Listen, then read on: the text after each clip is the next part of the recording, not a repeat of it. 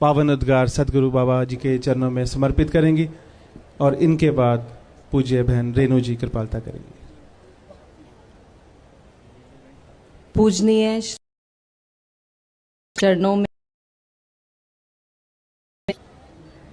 यहाँ उपस्थित सभी सम्मानित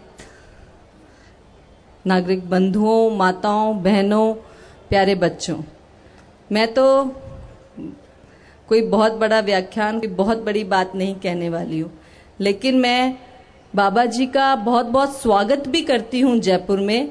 जयपुर की मेयर होने के नाते, जयपुर की जनता की तरफ से, और बहुत बहुत आभार भी व्यक्त करना चाहती हूँ कि उन्होंने जयपुर शहर में आकर के यहाँ अपना आशीर्वाद हम सबको दिया।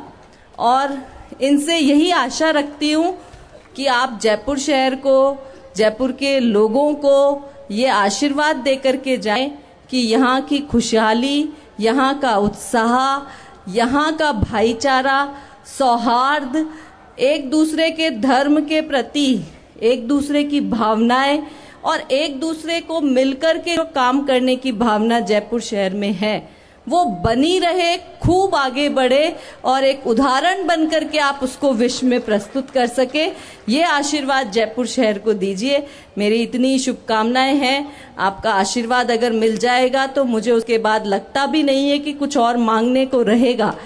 तो आप सब की ओर से, मेरी ओर से, व्यक्तिगत रूप से भी आपका आशीर्वाद मुझे मिला, यहाँ के लोगों को मिला, शहर को मिला, हम कहें पूरे प्रदेश को मिला, देश को मिला, विश्व को मिला। और ये आशीर्वाद, ये जो एक भगवान को पहचानने की जो शक्ति आप देते हैं, बांटते हैं, सबको बताते हैं, ये शक्ति एक अनूठी शक्ति है और यही पूरे विश्व को संचालन करने में अपनी भूमिका निभाती है। अगर जयपुर की भी अगर हम बात करें तो पूरे विश्व में ये अपनी कला, संस्कृति की वजह से जाना जाता है और भारतीय संस्कृति बहुत बड़ी ताकत है हमारी, और ये ताकत हमें मिले, हमारी नई पीढ़ी को मिले और आपके माध्यम से लगातार आगे बढ़ती रहे। इन्हीं शुभकामनाओं के साथ आप सबको बहुत बहुत बधाई कि हमें आशीर्वाद लेने का मौका मिला, और एक बार आपका पुनः बहुत बहुत धन्यवाद। जय हिंद। बोलिए सतगुरु बाबा हरदेव सिंह जी महाराज की जय। सासंग जी हमारे बीच में पूजनीय श्री बृज किशोर जी शर्मा, शिक्षा मंत्री राजस्थान सरकार, ये भी सतगुरु बाबा हरदेव सिंह जी महाराज के पावन आशीर्वाद की अभिलाषा कर रहे हैं और हम सभी इनके बहुत आभारी हैं कि इन्होंने इस प्रोग्राम में शिरकत करके प्रोग्राम का मान बढ़ाया। इनके सहयोग का संत निकारी मिशन की तरफ से हम हृदय से आभार व्यक्त करते हैं। तो जैसे निवेदन किया था, रेणु जी एवं साथी उदयपुर से राजस्थानी गीत के माध्यम के द्वारा सदगुरु बाबा जी के आशीर्वादों की कामना कर रहे हैं और इनके बाद परम पूज्य निरंकारी राजमाता जी के चरणों में दास समर्पित होगा। उनके पावन आशीर्वाद, उनके पावन वचनों के द्वारा हमें निहाल करेंगे और दास गुजारिश करेगा, नमस्कार, जो नमस्कार की लाइनों में महात्मा बहने लगे हैं, तेजी से आगे बढ़ते चलें। समय हो चुका है कि इस प्रोग्राम, इस समागम की जो क्लाइमैक्स की ओर जाने का, सतगुरु बाबा हरदेव सिंह जी महाराज के आशीर्वादों से अपनी झोलियों को भरने का, तो सभी महात्मा बहनें जो कि नमस्कार की लाइन में हैं या कहीं ग्राउंड में यहाँ वहाँ की गतिविधियों में हैं, सभी शीघ्र अतिशीघ्र सत्संग पंडाल में भी आएँ और तेजी से बढ़ते हुए नमस्कार करते हुए अपना अपना स्थान सत्संग पंडाल में लें। फिर साथ संगत हमने ढेर सारी आशीर्वाद लेनी है, यहीं से लेनी है, तो कृपा करें तेजी से अपना काम निपटाते हुए बाबा जी के आशीर्वादों के पात्र बने। अभी साथ संगत जी प्रेम से बोलियो निरंकार जी।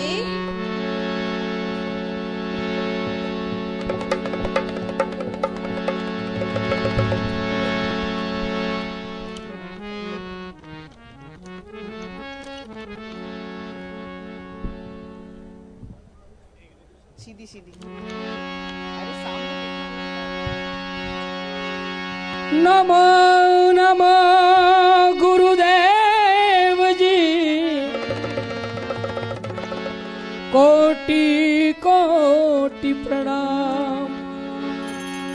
जीवा कारण जगत में प्रभु आप लियो अवतार। दया करी गुरुदेव ने मारे मार्या सबदरा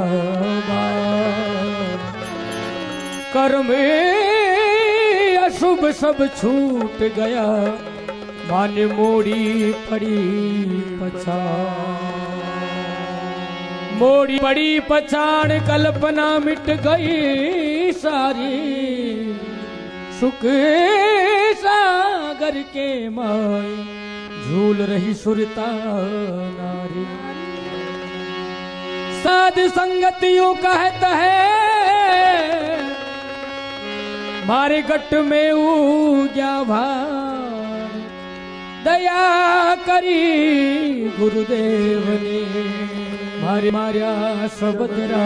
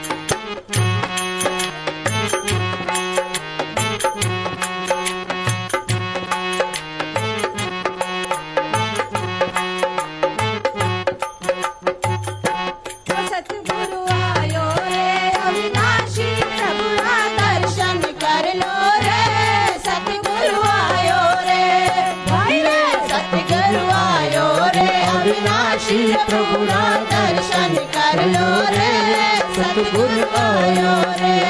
भैया सतगुरु आयो रे, अविनाशी प्रभु का दर्शन कर लो रे, सतगुरु आयो रे। गुरासु पालो जीवन सफल बना लो रे, सतगुरु आयो रे। भैया सतगुरु आयो रे, अविनाशी प्रभु का दर्शन कर लो रे, सतगुरु आयो रे। सतगुरु आयो रे, अविनाशी प्रभु का दर्शन कर लो रे, सतगुरु आयो रे। जीवन सफल बना लो रे, सतगुरु आयो रे। ज्ञान गुरासु ले लो, जीवन सफल बना लो रे, सतगुरु आयो रे। भाई रे सतगुरु आयो रे, अविनाशी प्रभु का दर्शन कर लो रे, सतगुरु आयो रे।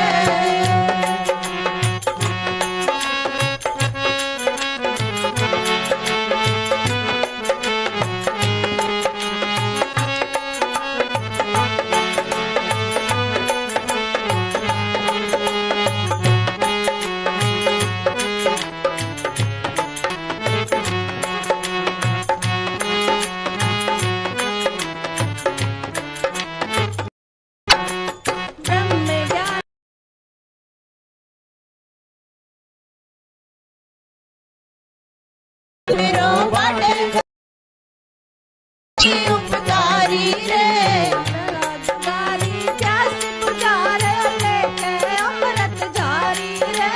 जुगा जुगारी प्यास बुझारे लेके अमृत जारी रे। हिवड़ारो अंधकार में उजाड़ो रे, सतगुरु आयो रे। हिवड़ारो अंधकार में बरे उजाड़ो रे, सतगुरु आयो रे। भाई रे सतगुरु आयो रे, अविनाशी प्रभु का दर्शन कर लो रे, सतगुरु आयो रे। भाई रे सतगुरु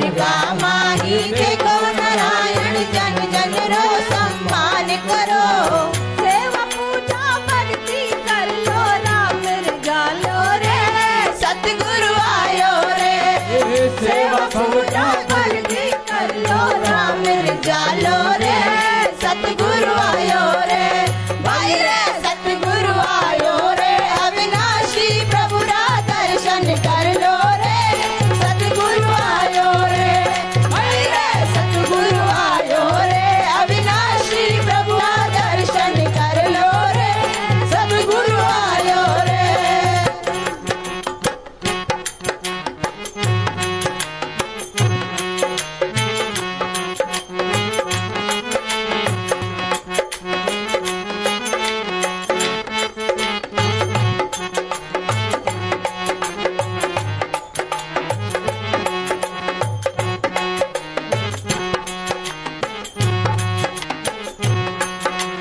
पूरा गुरु की शरण में आओ राम नाम पालो रे पूरा गुरु की शरण में आओ राम पालो रे नाम दान दे भक्ति मुक्ति बहु पारी लगावे रे नाम दान दे भक्ति मुक्ति भव सुपार लगावे रे पैरो निरंकारी बाबो गुरु निरालो रे सतगुरु आयो रे ओ कहरे नो निरंकारी बाबो गुरु निरालो रे सतगुरु आयो रे भाई रे सतगुरु आयो रे अविनाशी प्रभु रा दर्शन कर लो रे सतगुरु आयो रे भाई रे सतगुरु आयो रे अविनाशी प्रभु रा दर्शन कर लो रे सतगुरु आयो रे ज्ञान पूरा सुन ले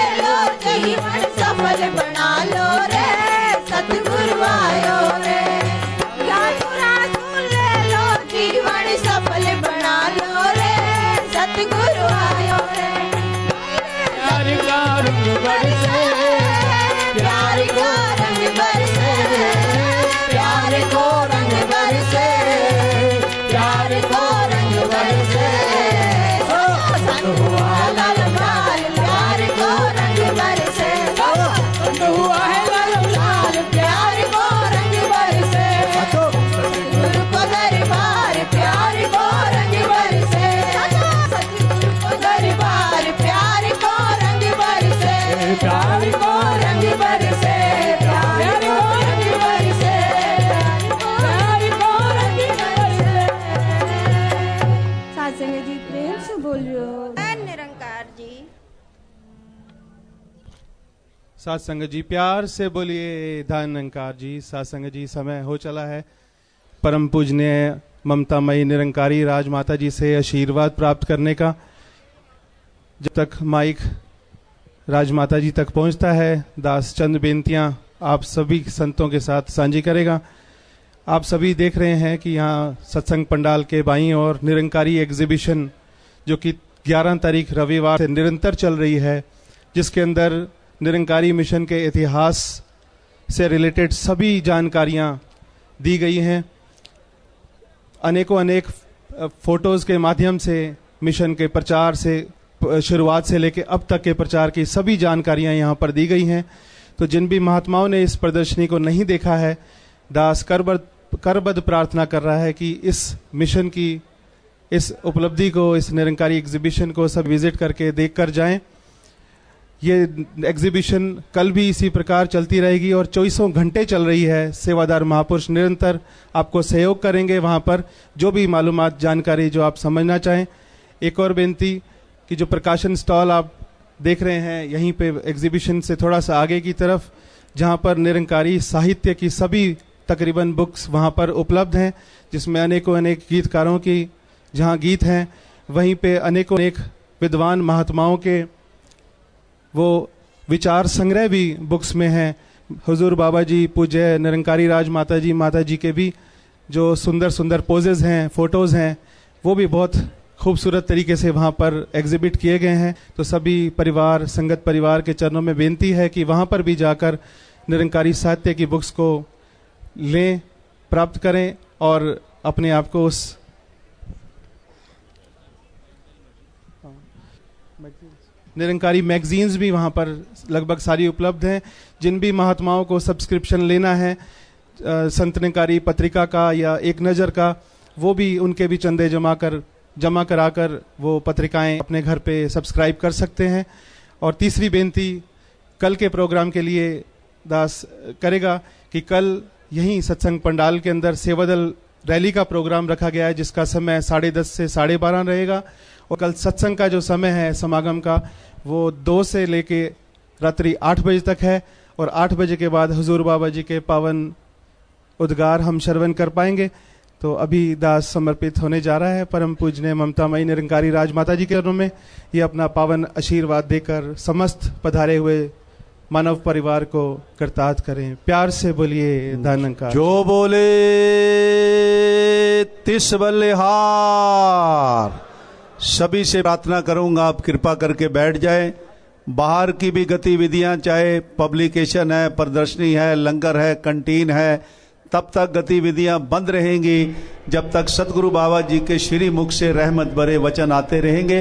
तब तक बाहर की सारी गतिविधियां बंद रहेंगी। एक और रहमत बाबा जी ने आपको प्रदान की है। कल 8 बजे के बाद और 1 घंटे का समय आपको मिलेगा। गुरु वंदना के रूप में बाबा जी कृपा करेंगे आपके लिए। तो ये भी कार्यक्रम कल के बीच में शामिल है। सभी कल समय पर आए, सत्संग का आनंद लें, बुजुर्ग की रहमत प्राप्त करें। उसके बाद फिर ये और भी रहमत हमारे दामन में आएगी। अब सभी पूज्य निरंकारी राजमाता जी का प्यार भरा आशीर्वाद प्राप्त करें। प्रेम से बोलो प्यारे हो।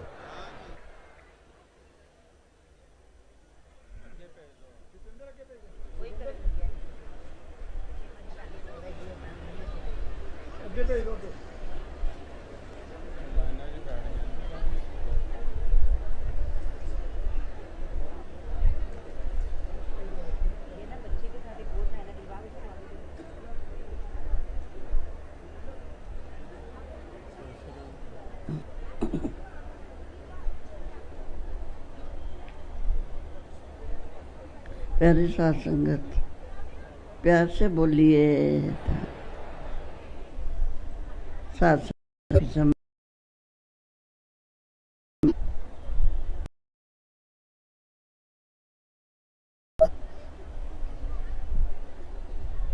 हर भाषा में संतों ने आपके सामने सतगुरु का रस गाया और ये भी मिशन के बारे भी बता दिया। कवियों ने भी अपनी कविता में इसी का जिक्र किया। भाषा कोई भी हो, कैसी भी हो, हर इंसान को अच्छा समझ आए ना आए, पर जब सतगुरु का नाम लेते हैं, निराकार का, साथ संगत का, वो सबको समझ आ जाती है। आपने अभी तक यहाँ बैठे हुए हैं, जहाँ जिनकी नगरी में आए, आपने इन्हों की भाषा का आनंद लिया। चाहे गाकर इन्होंने कोई बात कही, चाहे भाषण द्वारा कही, ध्यान से सुना जाए तो सब ने एक ही बात कही। और कितना आनंद सा वातावरण बना हुआ। सुना करते थे कि स्वर्ग भी इस धरती पे बन सकता है। नरक तो है ही है, पर कहते हैं स्वर्ग भी बन सकता है। कब बनता है? जब पूर्ण सतगुरु आता है, दुनिया में प्रकट होता है। ये एक ऐसा पाठ बढ़ाता है। कभी आपने देखा ही है कि हर भाषा आपने सुनी, पंजाबी सुनी, हिंदी भी सुनी, गुजराती, महाराष्ट्री, और भी साथ संगत हरियाणवी भी, राजस्थानी भी सुन रहे थे। इसीलिए पहले भी कहा कि 4 वर्णों को दे उपदेश, नानक इस पंडित को सदा आदेश। कहते हैं 4 वर्णों के लिए आता है, फिर उपदेश देता है। जो हम सबको मिला, जितने भी बैठे हुए हैं,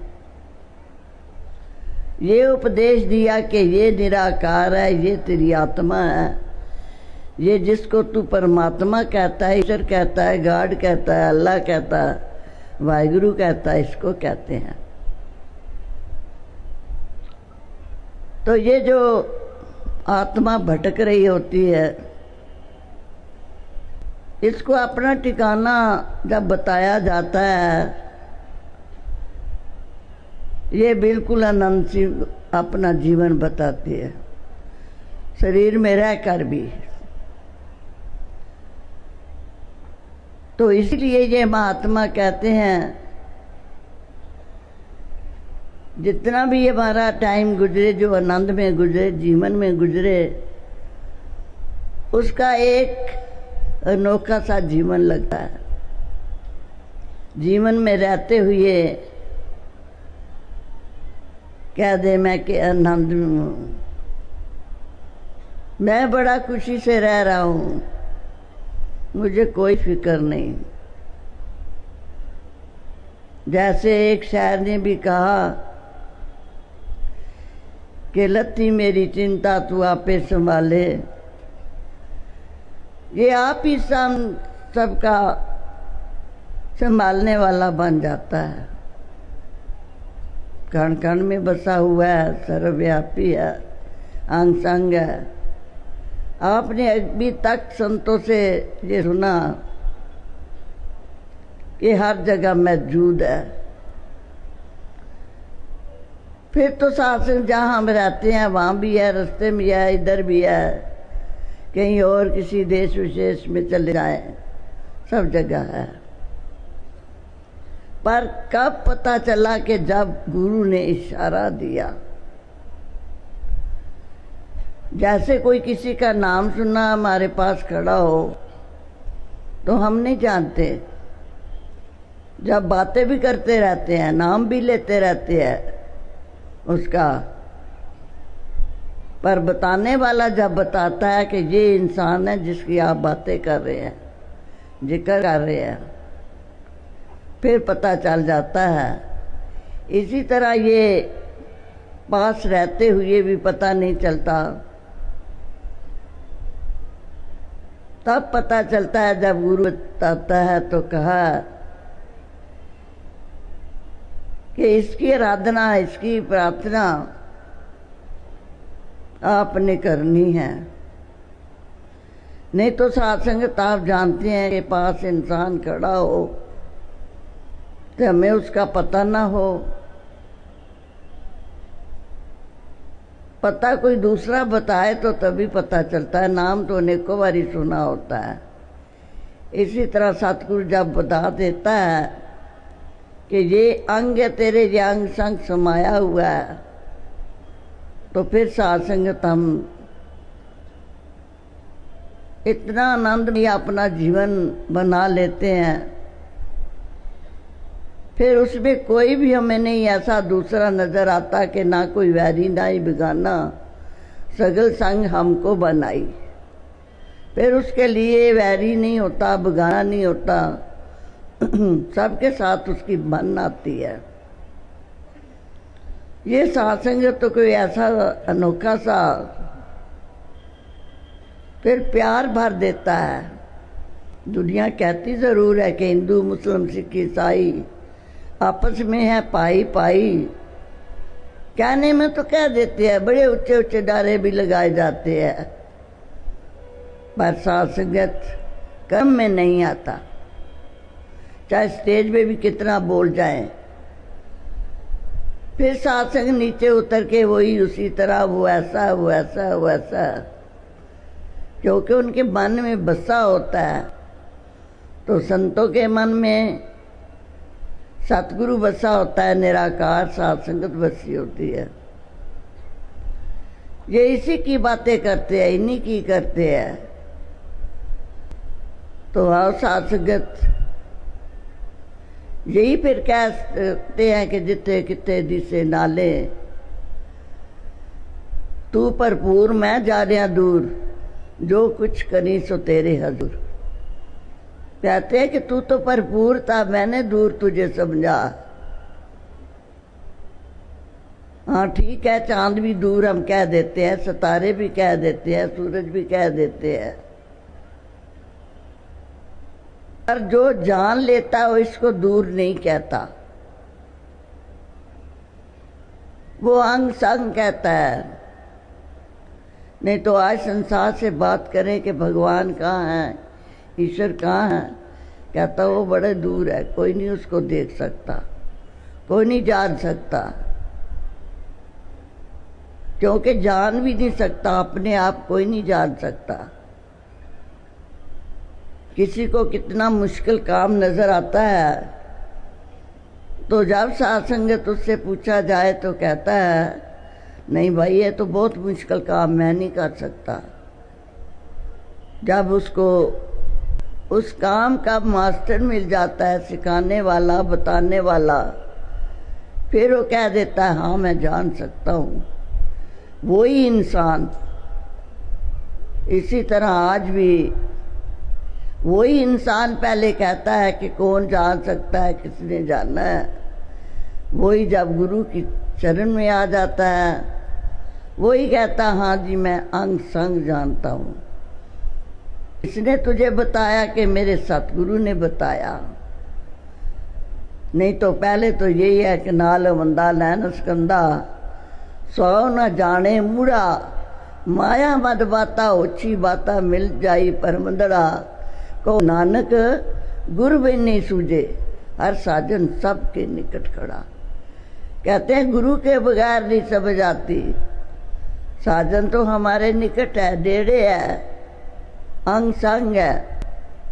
तो आओ साध संगत केवल जो भी सतगुरु की शरण में आए उनके हिस्से में ही ये बातें भी आई। नहीं तो आप देखते हैं कि कहीं जाना होता है, थोड़ी देर बैठा तो उठ के चल पड़ा। पर अब संत महात्मा जब से सत्संग शुरू हुआ है उस वक़्त के बैठे हुए, अभी तक बैठे हुए।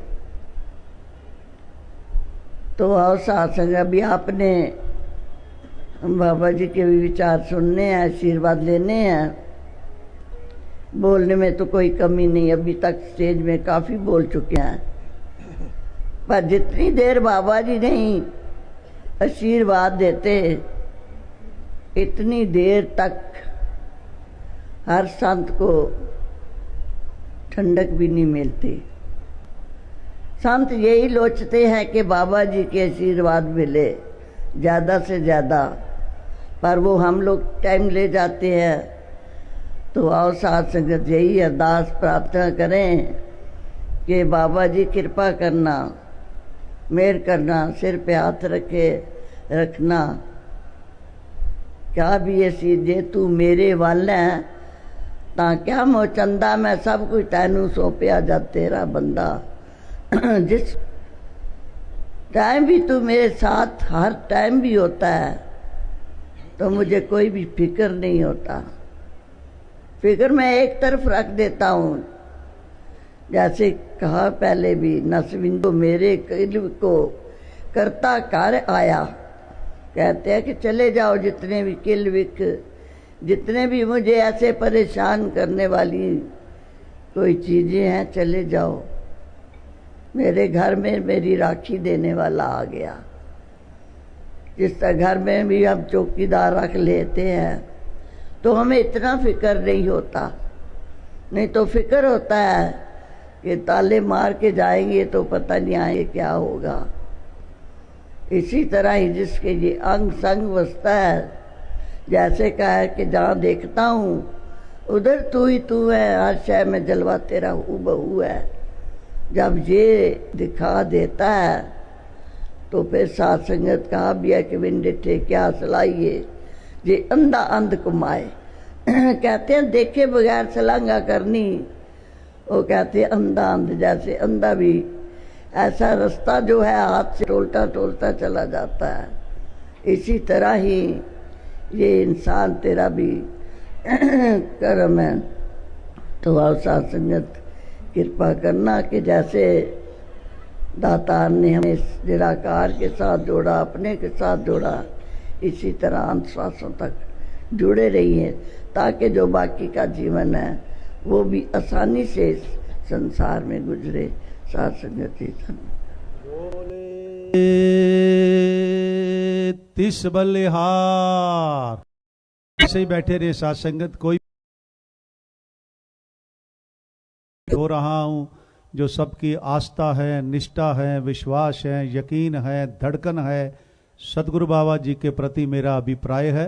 सारे मानव परिवार की ओर से इस समय मैं सदगुरु बाबा जी से प्रार्थना कर रहा हूं, आए हुए मानव परिवार को, आसपास रहने वाले पूरे जयपुर के मानव मात्र को अपना प्यार प्रदान करें, के करीब आकर के प्यार और मोहब्बत से जिंदगी जी सके। इस तरह का आशीर्वाद सदगुरु बाबा जी के श्री मुख से हम प्राप्त करेंगे। और हजूर के आशीर्वाद के बाद सुमरन होगा, फिर बड़ी जागरूकता से बाहर मेन रोड है, बड़े धीरे से बड़ी सहायता से आपने अपने अपने स्थानों की ओर बढ़ना है। जैसे सेवा दल ने रूपरेखा बनाई है उसी के अनुसार उन्हीं पंक्तियों द्वारा आप इस मैदान से धीरे धीरे बढ़ने का प्रयास करेंगे। और अभी सभी मिलजुल के मंगलाचरण में साथ दें और फिर सतगुरु बाबा जी का प्यार भरा आशीर्वाद, फिर सुमरन और फिर बड़ी जागरूकता के साथ दाएं बाएं देखते हुए अपने अपने स्थानों की ओर बढ़ेंगे, ताकि कल होगी।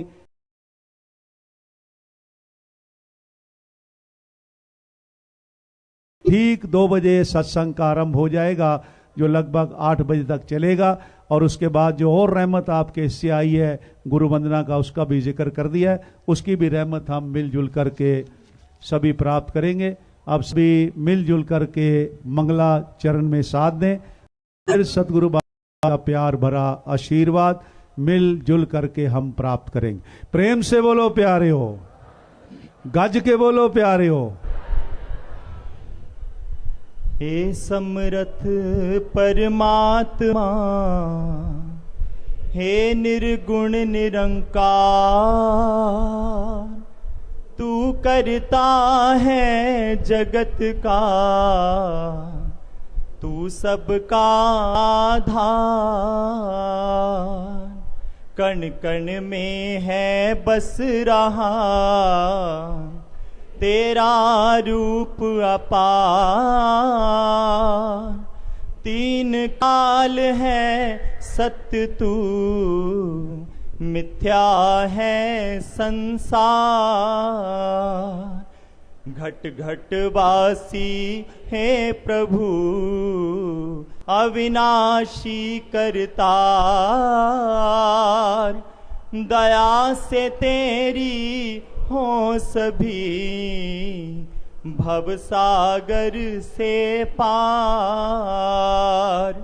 निराकार साकार तू, जग के पालनहार, है बेअंत महिमा तेरी, दाता अपरंपार। परम पिता परमात्मा, सब तेरी संतान, भला करो सबका प्रभु, सबका हो कल्याण। भला करो सबका प्रभु, सबका हो कल्याण।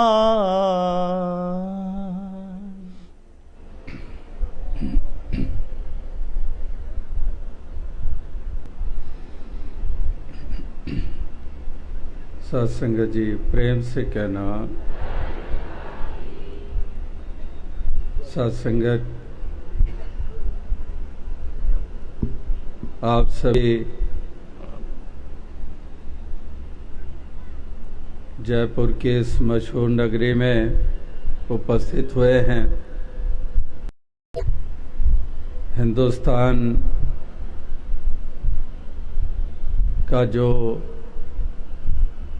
चारों तरफ है, इसमें कितनी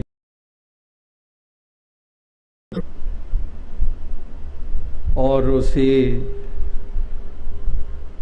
का एक अंग ये राजस्थान, और राजस्थान का अपना ही विशेष प्रकार का इतिहास है। सदियों से इस प्रकार से कुछ यहाँ पर होता आया और कुछ यादें वो हमारे सामने हमें देखने को मिलती है। और उसमें ये जयपुर नगर, यहाँ पर भी अनेकों अनेकों लोग आते हैं। विश्व के अनेकों मुल्कों से पर्यटक आते हैं और यहाँ आकर कुछ इतिहास के बारे में जानते हैं, जानकारी लेते हैं और साथ ही साथ जो उनका पर्यटन का जो मकसद होता है उसको भी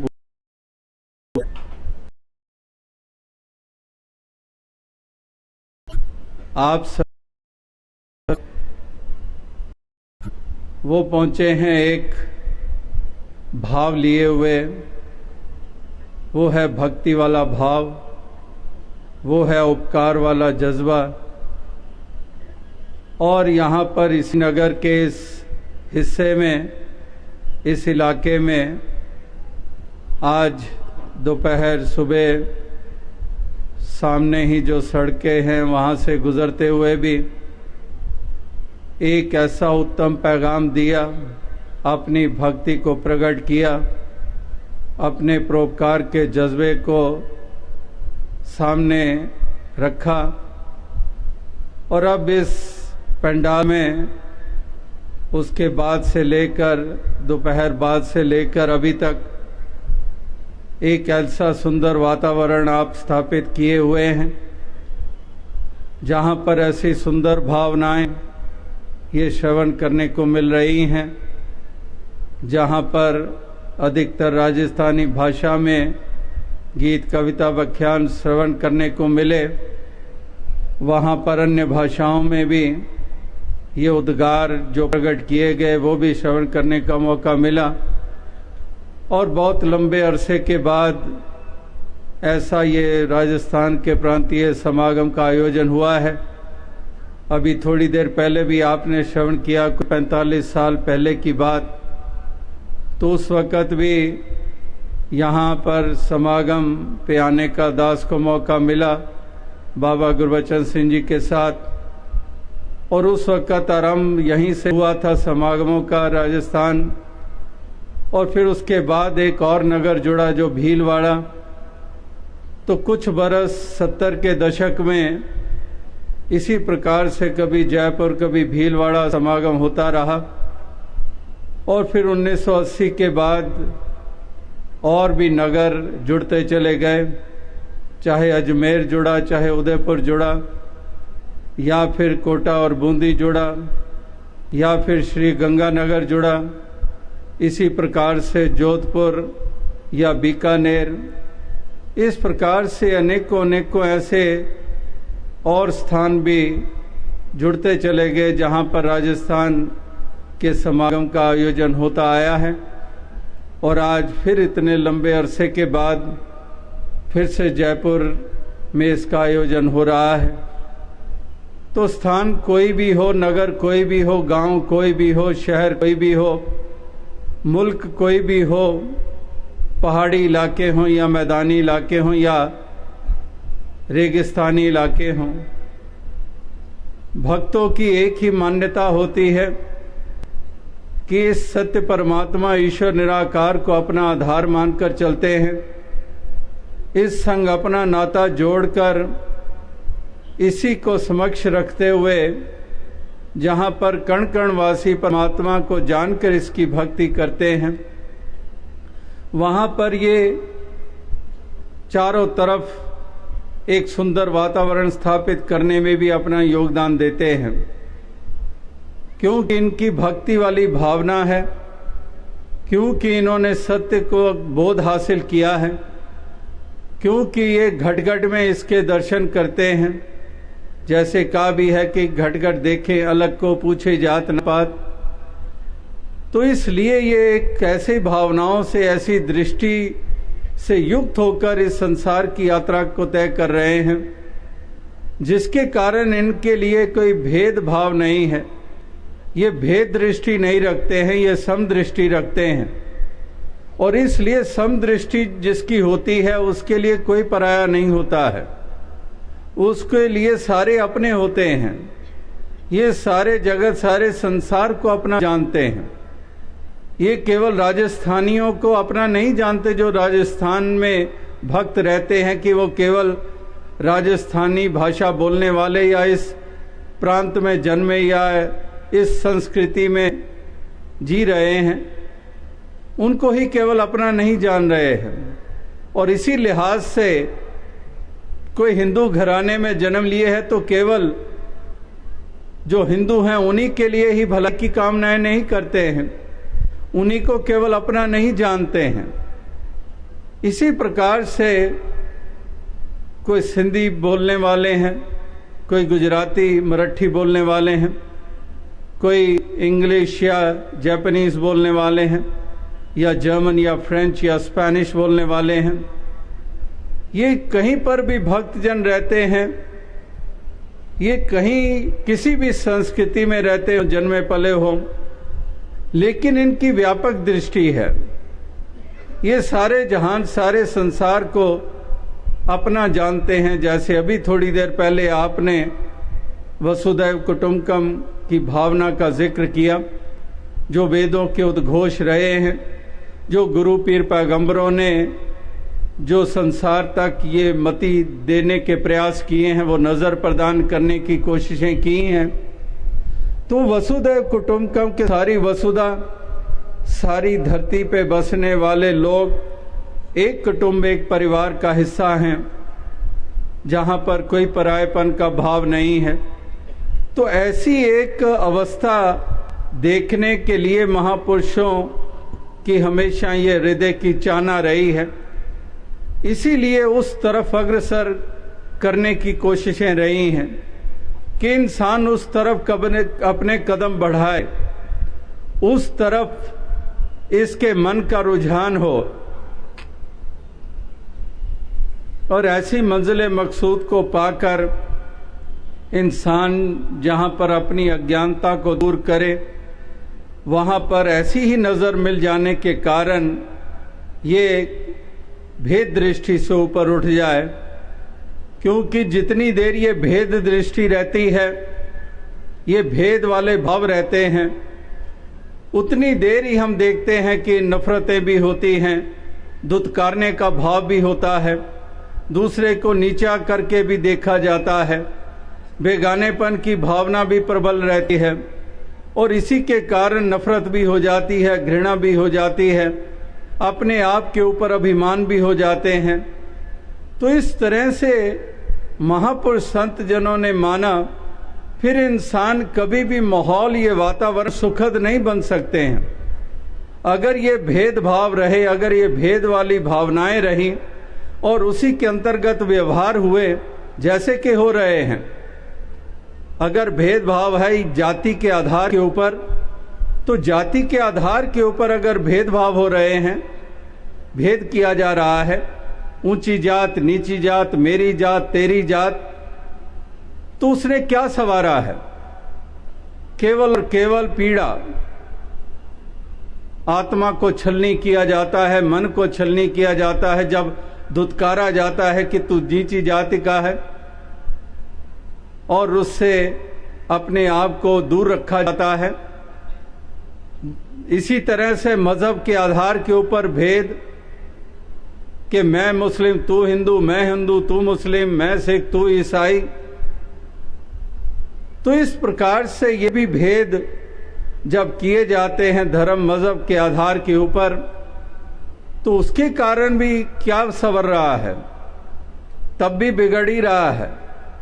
क्योंकि धर्म और मजहब का नारा बुलंद किया और सैकड़ों की जानें ले डाली, मोहल्ले के मोहल्ले जला डाले, मासूमों की जानें ले डाली, और अब भी कोई उससे बाज नहीं आ रहा है।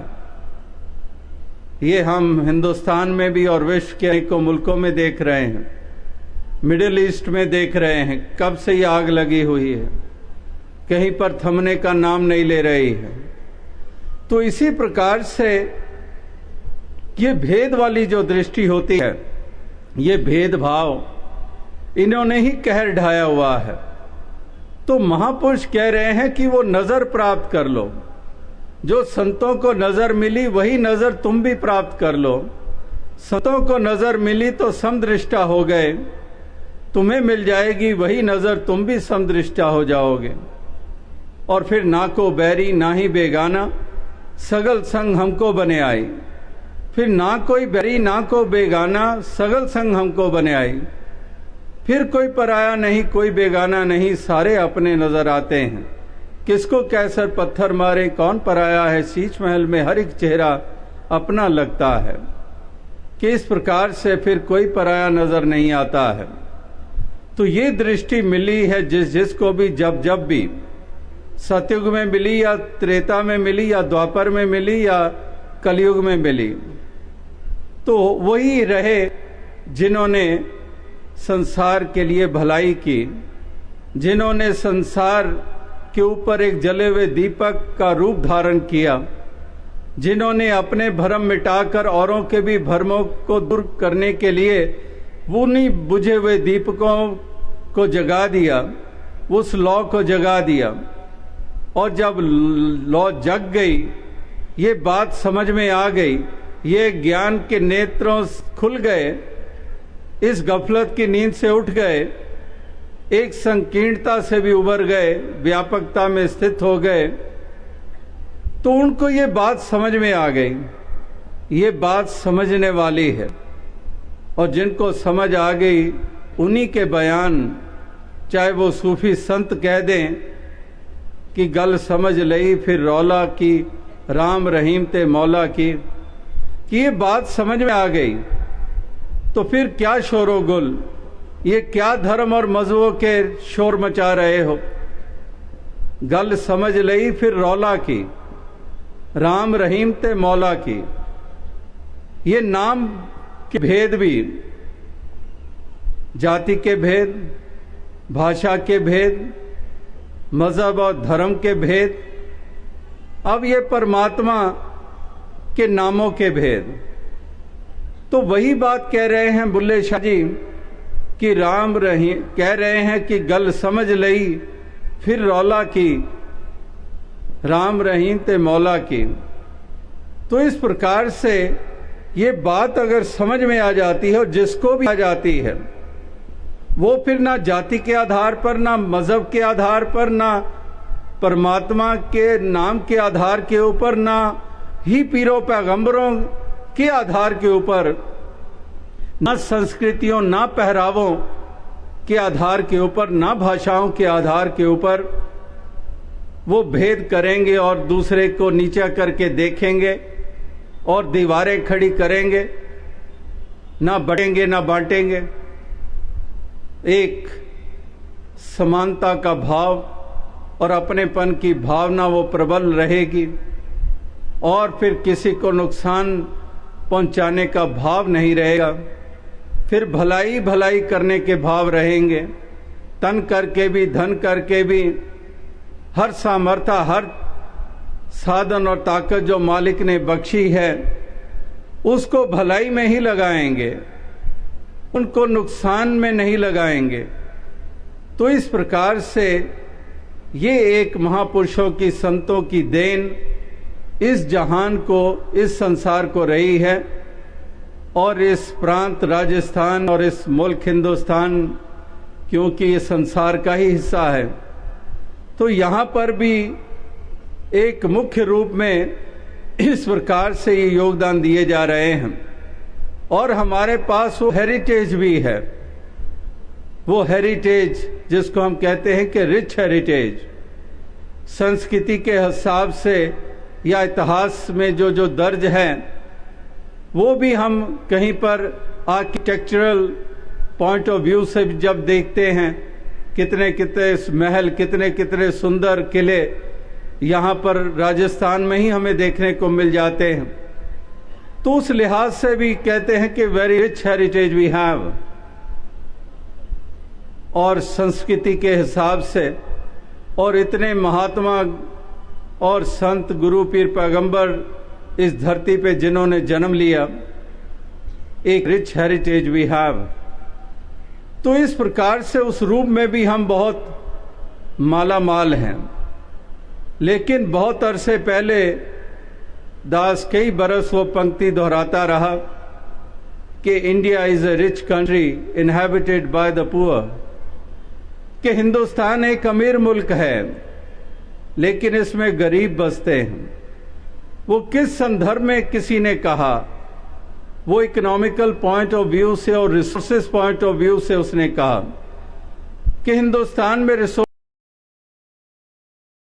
हिंदुस्तान के नज़ारों की कमी नहीं है, ऐसे ऐसे सुंदर नज़ारे हैं हिंदुस्तान में, लेकिन साधन नहीं है। ऐसे ऐसे वो बेसिक फैसिलिटीज वहाँ प्रोवाइड नहीं की जाती है और अन्य मुल्कों में वो प्रोवाइड की जाती है। इसलिए वहाँ के वो सुंदर नज़ारे वाले स्थान भी, वहाँ पर कितने कितने लोग पहुँचते हैं और उसकी स्तुति की जाती है। तो अनेकों रूपों में ये बात देखकर कही गई कि हिंदुस्तान अमीर मुल्क है लेकिन गरीब बसते हैं, कि रिसोर्सेज तो हैं लेकिन साथ ही साथ शोषण भी बहुत है। हम रोज अखबारों में और न्यूज़ में पढ़ रहे हैं और कि किस तरह से कितनी कितनी करप्शन है इस हिंदुस्तान में, कि जो फंड्स लोगों तक पहुंचने चाहिए, जो और साधन लोगों तक पहुंचने चाहिए, जो मजबूरी की हालत में जी रहे हैं, वो इस तरह से पॉलिटिकल लेवल के ऊपर भी और अन्य लेवल्स के ऊपर भी वो फंड्स खुद गर्जी में आकर, लोभ में आकर, लालच में आकर उसका खुद निजी इस्तेमाल कर लिया जाता है और लोगों तक पहुंचता ही नहीं है। तो वो शोषण के लिहाज से भी और रिसोर्सेज को टैप करने की कुछ जो एक उसमें थोड़ी सी मजबूरियां, जिसके कारण वो रिसोर्सेज को फुली एक्सप्लॉइट नहीं किया जा पा रहा है, तो इसके कारण ये गरीबी इस हिंदुस्तान में है। मुल्क अमीर है लेकिन लोग गरीब हैं। एक इकोनॉमिकल पॉइंट ऑफ व्यू से ये कहा गया किसी के द्वारा, लेकिन दास जब इसी पंक्ति को पहली बार सुना तो उसके बाद उसको इसी के ऊपर एक देखा, उस एंगल से, उस व्यू से, कि एक अगर हम एक आध्यात्मिक और स्पिरिचुअल उस एस्पेक्ट से देखें तो तब भी तकरीबन यही बात लागू होती है कि India is a rich country, Hindustan अमीर मुल्क है। क्यों? क्योंकि इतने संत, महात्मा, गुरु, पीर, पैगंबर जितने हिंदुस्तान में पैदा हुए अन्य मुल्क में नहीं पैदा हुए, जितने हिंदुस्तान में पैदा हुए, यानी कि वो दौलत हमारे हिस्से में आई कि इतने महात्मा, भक्त, इतने गुरु, पीर, पैगंबर, जैसे एक मीराबाई का हम राजस्थान में जिक्र कर रहे हैं, इसी तरह से कहीं पर कबीर जी का जिक्र, कहीं रविदास जी का जिक्र, कोई उत्तर प्रदेश में पैदा हुए, कोई महाराष्ट्र में संत तुकाराम जी, नामदेव जी इत्यादि, या फिर सदर्न इंडिया में देखते हैं वहाँ कहीं त्यागराज जी, कहीं बतन्ना जी, वेमन्ना जी, कहीं पर हम बंगाल की धरती पे महाप्रभु, कहीं ठाकुर रामकृष्ण परमहंस, कहीं विवेकानंद जी, इसी प्रकार से कहीं पंजाब की तरफ दृष्टि डालते हैं, वहाँ पर भी इसी प्रकार से कितने गुरु पीर हुए, श्री गुरु नानक देव जी महाराज से लेकर श्री गुरु गोविंद सिंह जी महाराज, या फिर अनेकों अनेकों सूफी संतों का जिक्र हो रहा है, भक्तों का जिक्र हो रहा है। तो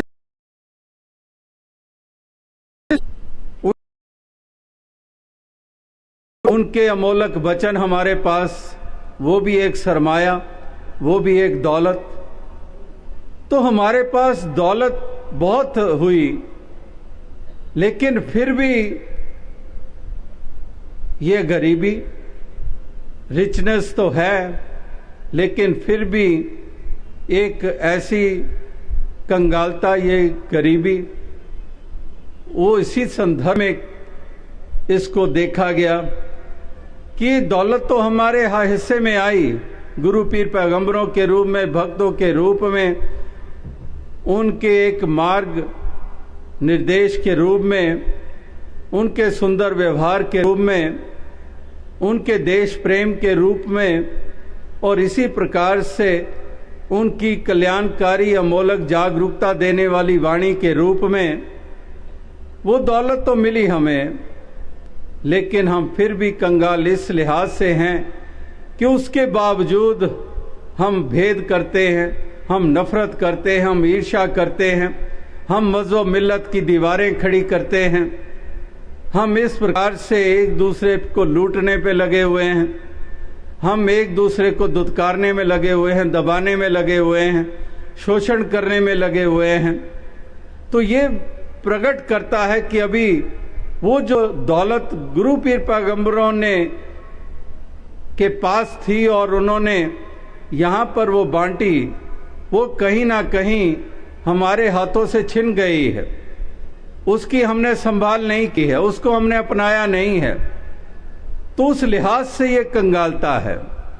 इससे बड़ी कंगालता और क्या होगी?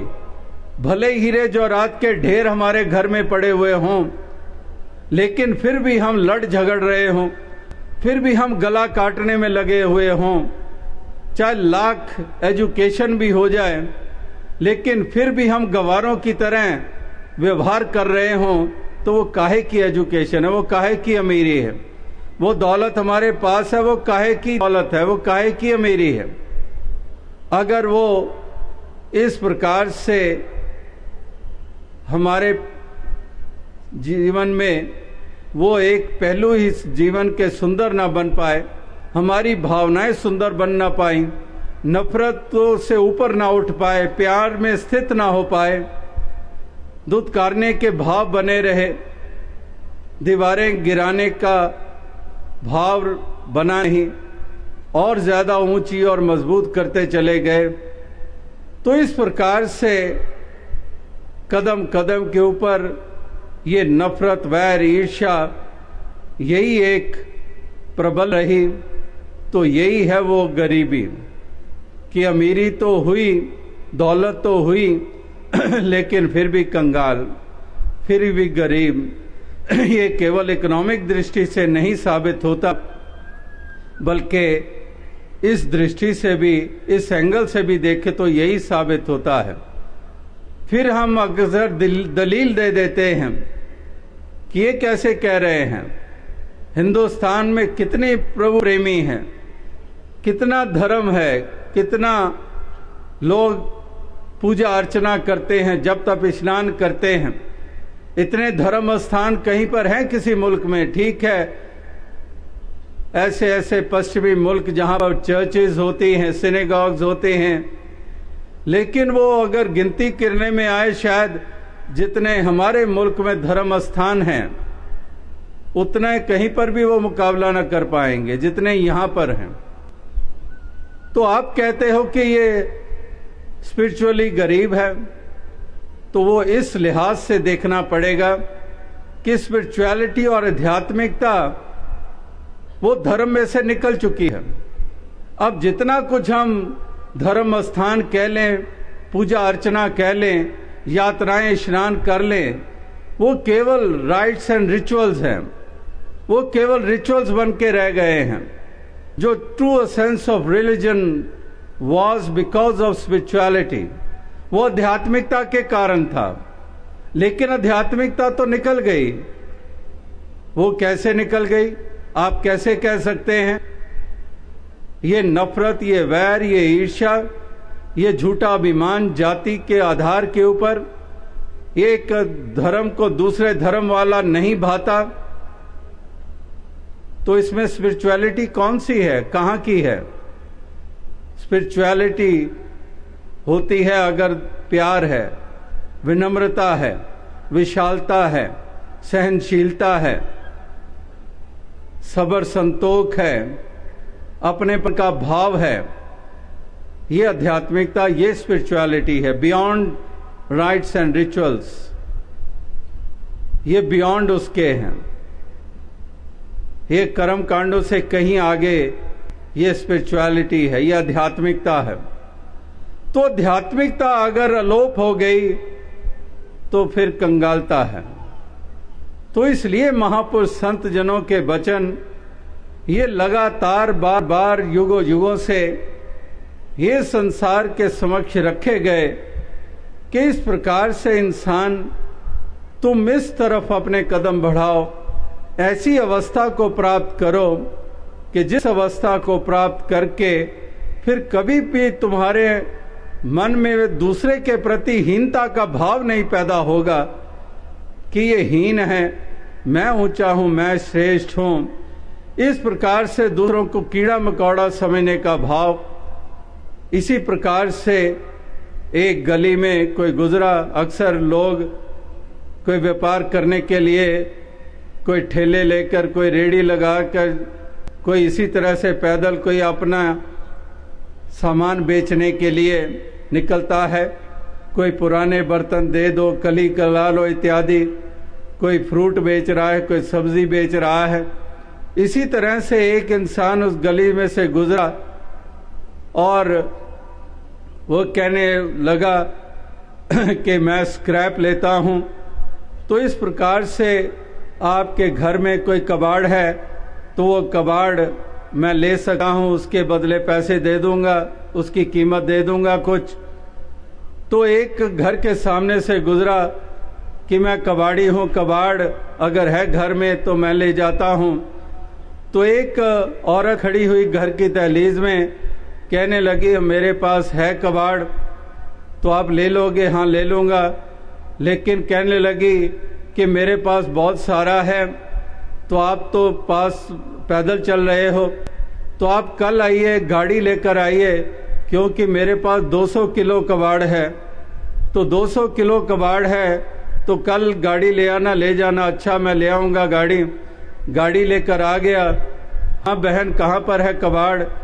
तो वो गिनने लगी, हाँ 60 किलो और 60 किलो, 120 किलो और 80 किलो, हाँ 200 किलो हो गए, ठीक है मैं लाती हूँ। और आवाज़ देने लगी और देखा कि 3 जने बाहर आ गए। बाहर आए तो कहने लगे ये कबाड़ ले जाओ, एक तो मेरा ससुर, एक मेरी सास और एक मेरा पति 80 किलो का। तो इस प्रकार से ये 200 किलो कबाड़ ले जाओ। तो कहने का भाव क्या है कि इस प्रकार से लोग दूसरों को किस दृष्टि से देखते हैं, उनकी क्या कदर करते हैं, यही सिलसिले घरों में है, यही समाज में है, यही हमें एक धर्म के क्षेत्र में नजर आते हैं। हम केवल दावे करते हैं, हम केवल उस बात को लेकर चलते हैं कि संत महात्मा गुरु पीर पैगंबर हुए, उन्होंने तो कमाई की, उन्होंने तो उस अवस्था को प्राप्त किया। लेकिन सवाल इस बात का है कि हम कहां पर खड़े हैं। तो कहने का तात्पर्य यही है कि महापुरुष संत जन, भक्त जन, वो इसी प्रकार से युगों युगों से यही देन संसार को देते आए हैं। एक सत्य का मार्ग बताते आए हैं, एक कल्याण के मार्ग के ऊपर चलाते आए हैं। और कल्याण किस विधि होता है, किस विधि हमारी अवस्था को ऊंचाइयां प्राप्त होती हैं, वो विधि भी ये बताई हैं। लेकिन फिर वही बात कि चाहे लाख बताई गई हैं, लेकिन भी संसार के इंसानों की ऐसी हूड़मतियाँ भी रही हैं कि उससे कहीं पर ये पीछे नहीं हटते हैं, और इस प्रकार से वो इस तरह से इस संसार में विचरण करते हैं कि अपने आप के जीवन को भी नरक बना लेते हैं और औरों के रास्ते में भी कांटे बिछा देते हैं, औरों को भी ये पीड़ा देते चले जाते हैं। और इस प्रकार से कहीं पर भी हमें सुकून और चैन भरा वातावरण ये देखने को मिलता नहीं है, उसमें अपने समय को बिताने को नहीं मिलता है। तो ऐसे वातावरण घरों से लेकर, समाज से लेकर, सारे मुल्क से लेकर सारे विश्व में देखना चाहते हैं महापुरुष भक्तजन, और इसीलिए ये उपकार किए जा रहे हैं, इसीलिए ये संदेश दिए जा रहे हैं, इसीलिए ये पैगाम ये दिए चले जा रहे हैं। तो और साथ संगत, कहने का भाव यही है कि आज यहाँ पर राजस्थान के संत समागम में भी यही एक पैगाम दिया गया, चाहे छोटे से बच्चों से की रचना से भी आपने श्रवण किया, या बहनों की रचना से, या जवानों की रचना से, या बुजुर्गों की रचना से आपने जो संदेश श्रवण किया, वो वाकई ही इसी और ही सबका ध्यान अग्रसर करा रहा था कि एक पहले इंसान तू अपने जीवन का मोल डाल, इस सत्य के साथ नाता जोड़, इस सत्य की पहचान कर, और फिर तू इस प्रकार से इसी जागृति के साथ तू इस संसार में विचरण कर। प्यार ही प्यार हो तेरे दिल में, प्यार से तेरा हृदय संजोया हुआ हो, और प्यार ही तू बांटता चला जा, प्यार पूर्वक व्यवहार करता चला जा। छोड़ दे इन नफरतों के अंगारों को, ये घृणा वैर ईर्ष्या तज दे, और इसी प्रकार से तू ऐसे प्रेम की गंगा बहाता चला जा। ये नफरतों की नदियाँ, ये खून की नदियाँ, ये तो बहाते चले गए हैं, लेकिन प्रेम की गंगा बहाते चले लो। यही महापुरुष संत जनों ने सारे संसार को ये संदेश, ये पैगाम ये दिया है, और यही कहते हैं कि सजग रहो, ये जागरूकता को प्राप्त करो, इस अंधेपन को दूर करो, ऐसी एक नज़र को प्राप्त कर लो जो ठीक देखती है, जो सही देखती है, ऐसी दृष्टि को प्राप्त कर लो।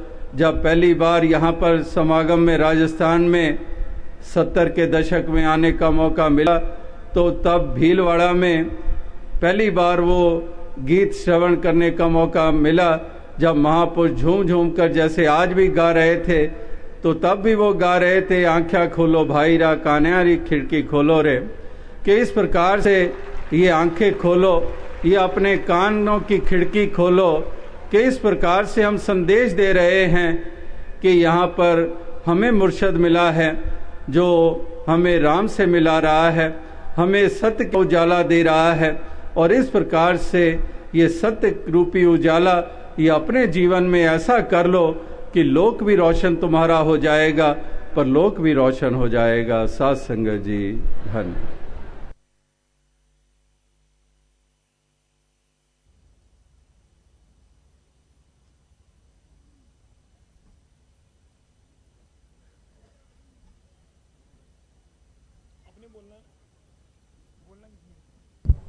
साथ संगत जी सभी इसी तरह बैठे रहें। अभी हुजूर बाबा जी स्टेज पे ही विराजमान है। अभी सिमरन धुनी में महात्मा बेजोड़ जी का साथ दें, कृपालता करें, व्यवस्था में सहयोग करें। 2 मिनट की बात है, सभी अपना अपने स्थान पर इसी तरह बैठे रहें शांत भाव से, बड़ी कृपालता होगी।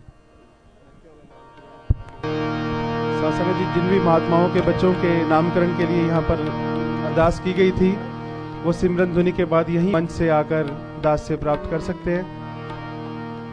तेरी ओट सहारा तेरा, तन मन गोल घुमावा, कहे अवतार तेरे ही दाता,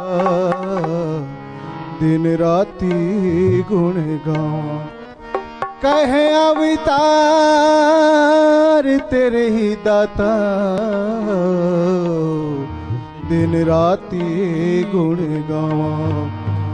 एक तू ही निरंकार, एक तू ही निरंकार, तू ही निरंकार, एक तू ही निरंकार। मैं हाँ सदा भूलनहार, मैं हाँ सदा भूलनहार, तू है दाता बख्शनहार, तू है दाता बख्शनहार। मेरे अवगुण ना चितार, मेरे अवगुण ना चितार, तू ही निरंकार, तू ही निरंकार, तू ही निरंकार, तू ही निरंकार।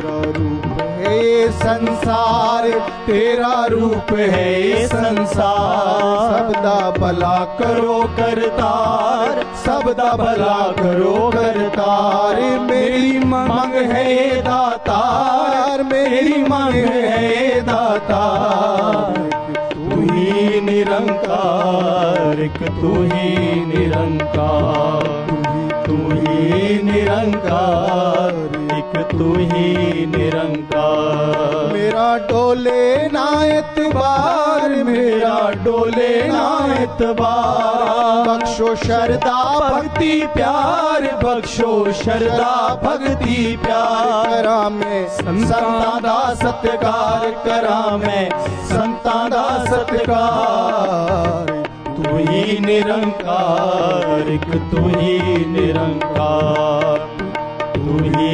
निरंकार, तू ही निरंकार, तू ही निरंकार, तू ही निरंकार,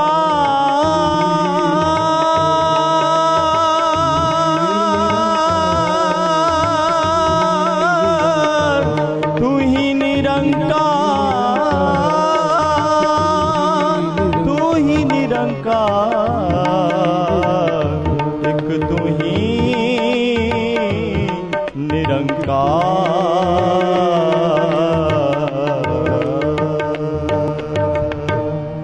बोलिए सतगुरु बाबा हरदेव